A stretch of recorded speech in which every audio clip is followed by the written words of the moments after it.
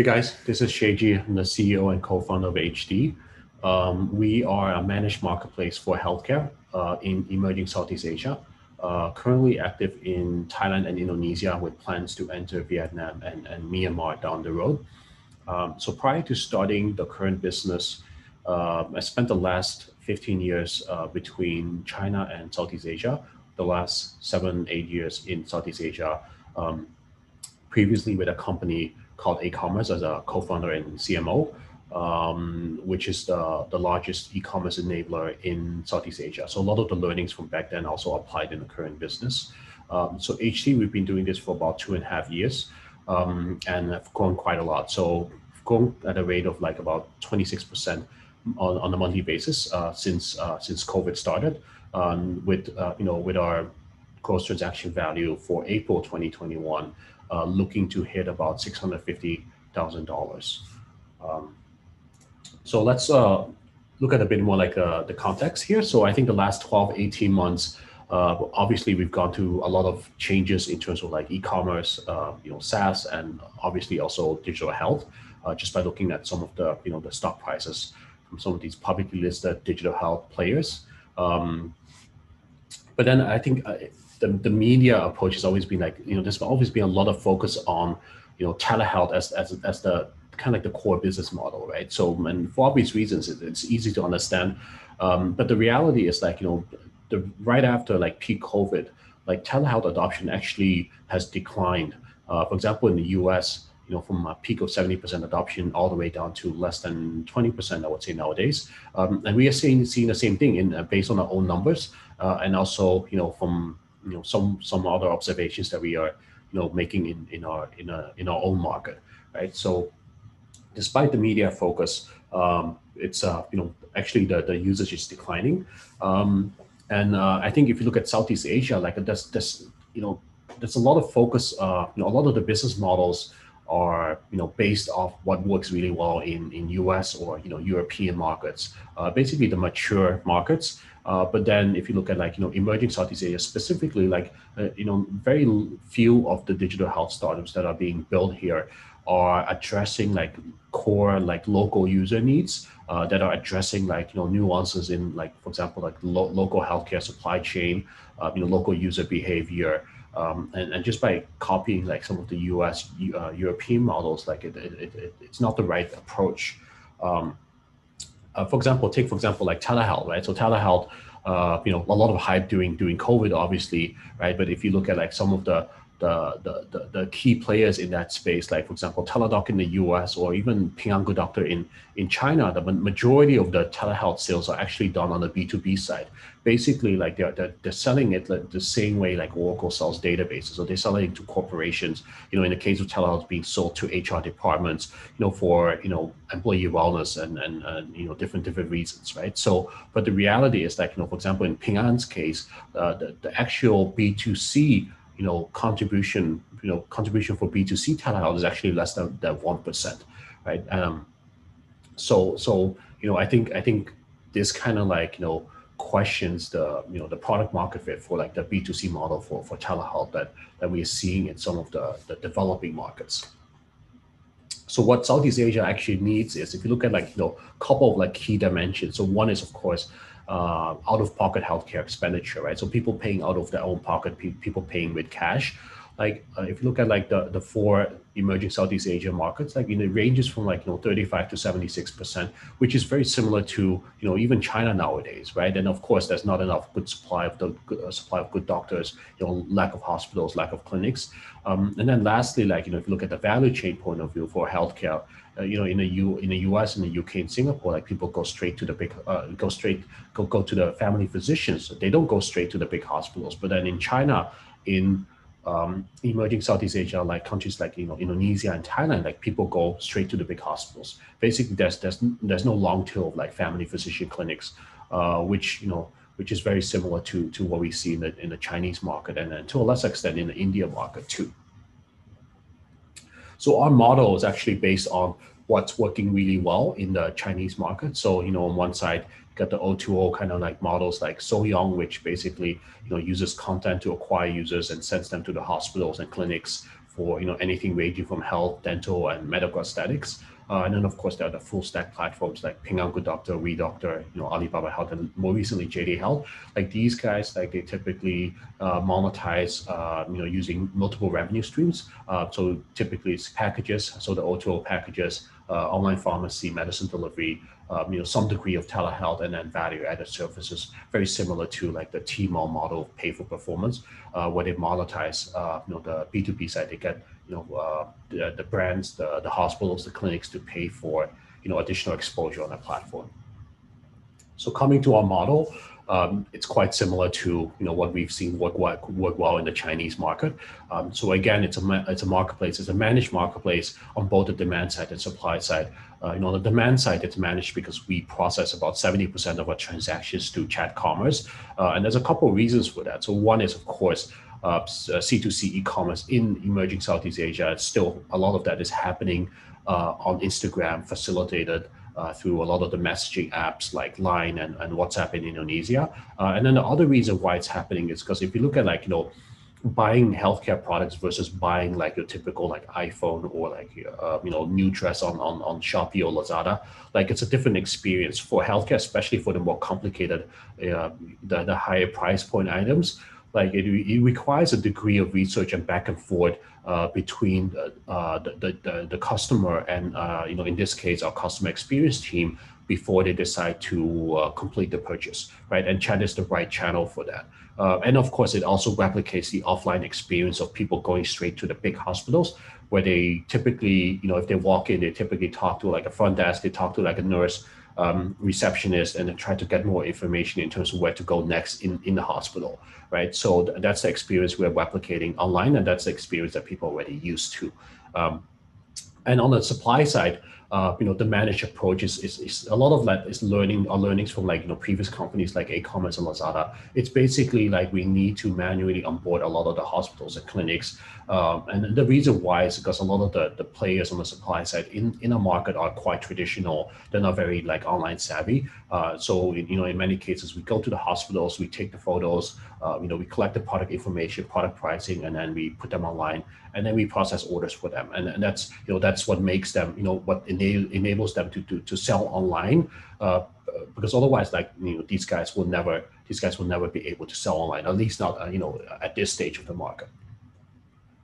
So give you an example of like how it works. So this is an example of like some customer coming in, looking to buy like some dental product. They ask about like some product information, and then our customer experience team recommend some products. We go back and forth, and then they settle on like installment payment options. So about 20% of our transactions are also done through installment payments, and that's basically a sign of like the going back to the fact that like majority of people in our markets are paying out of pocket, with a very low kind of like health insurance penetration, low single digits in many countries. Like I think that people need alternative ways of healthcare financing, and I think installment payments is one way of doing that. Of course, there are opportunities down the road for us to look into additional ways of healthcare financing.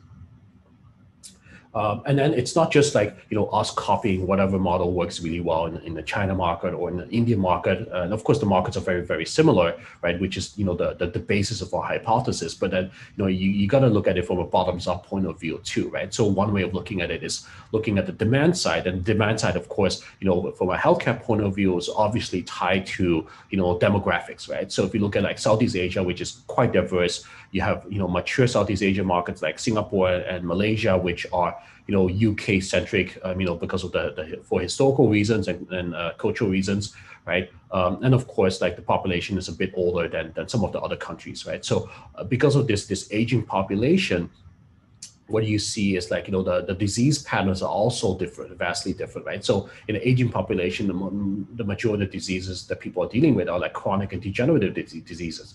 So you see a lot of like diabetes, like high blood pressure, depression, mental health issues, right? And given this disease pattern, the right kind of like product market fit, from a product market fit point of view, like the digital health products for that are typically the ones that address these diseases. So like telehealth, for example, primary use for telehealth is actually addressing chronic diseases. So you don't have to keep going back to visiting a family physician in mature markets like US and UK and Japan, for example, in Asia, right? And then home and elderly care also makes sense in the aging population. But then if you fast forward to like a, like an emerging Southeast Asian market, like Thailand, Indonesia, Vietnam, and Myanmar, 71% of the population is below the age of 44, right? And these are the people that are dealing with like infectious and acute illnesses. So, quite common in Indonesia, for example, like typhoid and dengue fever, Thailand, like STDs, like, some of the other like, sexual like diseases.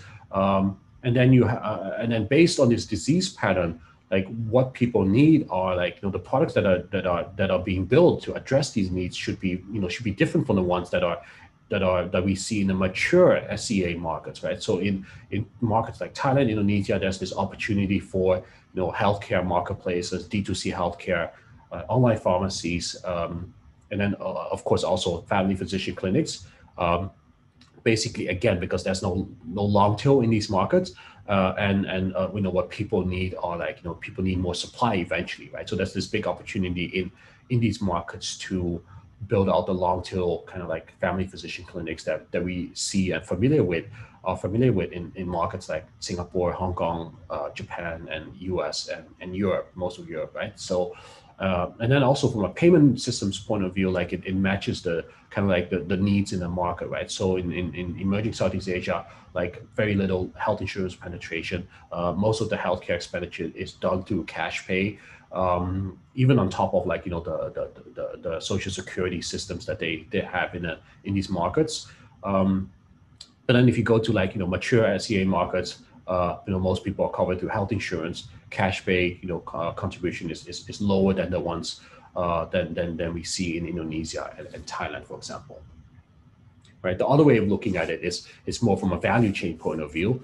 Right. So if you look at like mature SEA again, using Singapore as an example, it's similar to the US and European system. So if you get sick, you go to the family physician, and then depending on what you need, you get referred to like a hospital or specialist, or you get you get sent to the community pharmacy with a prescription. And then at the end of the day, like you don't worry about payments because it's covered through insurance. Basically, the whole the stages of product discovery and price discovery are decoupled from the end user, right? So product discovery, of course, is done by the GP here. Price discovery, like most users don't care because it's covered by insurance, right? But then if you look at like emerging Southeast Asian markets, like the ones that are very similar to China and India, like the value chain is very different, right? So people don't, there are no family physician clinics in the traditional sense. So most people go straight to like the big hospitals.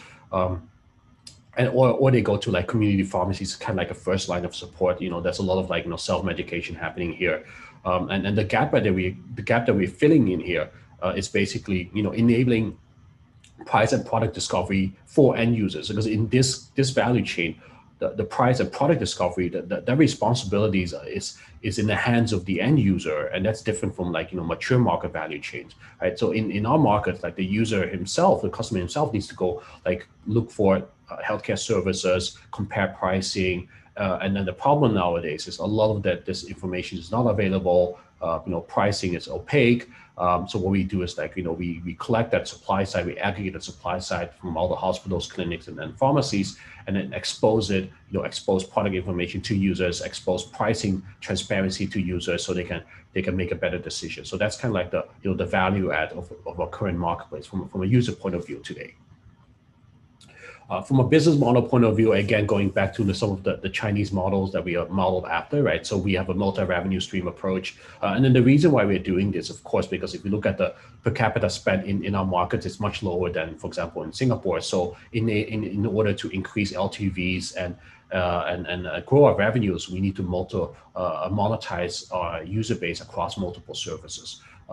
So, 4 revenue streams that we have. One is consumer healthcare packages business, which is an O2O model where we send customers into the hospitals and clinics by selling them services and take a commission. Online pharmacy, we deliver medicine nationwide to users in Indonesia. Telehealth, which is a small part or component of our business model. And the reason why is, of course, because user adoption is declining. The amount of people that is willing to pay for telehealth services, despite having gone through COVID, it's still very minimal. So a pure play telehealth business model wouldn't work in our markets. And then also we have our value added services, which is basically the TMO pay for performance model, where we charge fees to the hospitals and clinics operating on our platform to get additional exposure and customer acquisition. So if you look at the competitive landscape, look at the B2C side of the business, not the B2B side. I think the B2B side is probably more suited for what we call like more mature markets. We're dealing with like, drug research, cancer research, hospital processes, optimization, like that. That's more relevant in more mature markets. In developing markets, the opportunity is actually on the B2C side, which we call like the business of healthcare rather than the science of healthcare. So a couple of models in that space are, one is actually not listed here. It's a ZocDoc model, which, it's basically aggregating supply of like family physicians, which, makes sense in a market like Singapore, but doesn't make any sense in a market like Indonesia or Thailand. Why? Because there are no family physicians, right? For reasons we mentioned before. The other model, of course, is a WebMD model, which is also very hard to monetize in developing markets because the advertising CPMs, aka the revenues that people get from let's say 1,000 impressions or page views is minimal, right? So compared to like WebMD in the US, I think they're probably getting like $4 or $5 per CPM. I think a lot of the guys here in our markets are looking at 5 cents USD per 1,000 impressions or page views, right? Which makes it extremely hard to run that SEO arbitrage TripAdvisor model. The other model, of course, is telehealth, which, of course, during COVID has gained a lot of attention. There's a lot of like focus on the telehealth model, but again, the problem with that model is extremely hard to monetize for many reasons. People don't want to pay for it. From a consumer side, you see, if you look at like, the telehealth models in more mature markets, a lot of that is sold B2B side to, HR departments with very low single digit, like, actual utilization rates, right? So I think Teladoc's case is less than 5% utilization rate. And a lot of those contracts are being renegotiated to more like a pay per fee model. Right, so that does not, that's not a good, that's not a good thing, good news for a lot of the players in our region either. And of course, like, insurance penetration is low, so a lot of the telehealth services are not covered through health insurance programs, which again, goes back to the end user having to pay out of pocket for these services. And in many cases, again, based on our own data, based on what we see in the markets, based on what we see in China and India, consumers just don't want to pay for that.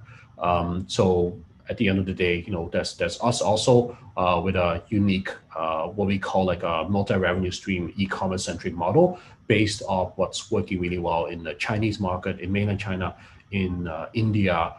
So it's an e-commerce centric model, and that's worked well for us, since we started. And then, I mean, we do offer telehealth, but it's a small component of our model. It's not like the core kind of like, business model that we have. If you look at the team behind this company, most of the guys are coming from an e-commerce background, from e-commerce companies in Southeast Asia, ranging from Lazada to e-commerce to Fabilio. And these are all guys that I used to work with in previous companies. So we've basically been working together for the last 6-7 years already in Southeast Asia. And then if you look at like, why are we bringing together this group of e-commerce people? If you look at like, some of the leading digital health companies in China, in India, in these markets that are very similar to emerging Southeast Asia, all of these companies were started by people with an e-commerce background, because at the end of the day, what we are trying to fix here is not like a science of healthcare issue. We're solving like a business of healthcare issue. So that's why we're coming together to do that. From a performance point of view, metrics point of view, again, during peak COVID, obviously because of our, 50% of our revenues coming from O2O, we did have a drop in revenues because of the physical lockdowns. But right away after, reopening, like the revenue started, recovering to the point where right now, if you look at our April numbers, we're pacing at about 3x the pre-COVID, high numbers, monthly high numbers. Average order values have grown, LTV CAC ratios have grown too. And most of this has been driven by not so much the whole shift towards like, telehealth or whatever the media loves to talk about. It's actually more fundamental. So on the demand side, we're actually seeing a shift towards more cash pay users, especially because a lot of the countries that we operate in are actually going to some kind of like a recession for the 99% of the people. Some people have lost their jobs, and as a result, they lost their health insurance. So more people are paying cash for healthcare. More people are more price sensitive, and this is kind of where our value add, our model comes into play. And we don't see that changing for the next good 12, 24 months as global economies starting to recover from COVID. And of course, on the supply side, we also had a big lift, especially in Thailand market. Why? Because Thailand being a medical tourism destination, and with the border still being shut down, a lot of the local supply side, local hospitals and clinics, they've seen a major drop in revenue. So a lot of them have shifted their priorities towards more local customer acquisition, and that's kind of where we come into play, using our platform to acquire local patients for a lot of these players. So just to sum up, I think if you're looking at our current model, we're going after I think the opportunity is about $6 billion by 2028, and we're looking at a huge market, 500 million population, emerging Southeast Asia market. So the 4 countries combined, our model is unique. It fits the needs of the local population. Meets fits the local supply chain, local value chain for healthcare. People paying out of cash, right? And the team behind it, of course, it's an e-commerce centric team, having built some of the leading e-commerce companies in Southeast Asia, building what some would consider like a vertical e-commerce platform for healthcare. So that's the opportunity that we're looking at. So if you're interested in learning more, feel free to reach out, and we'll have a chat. Thanks so much.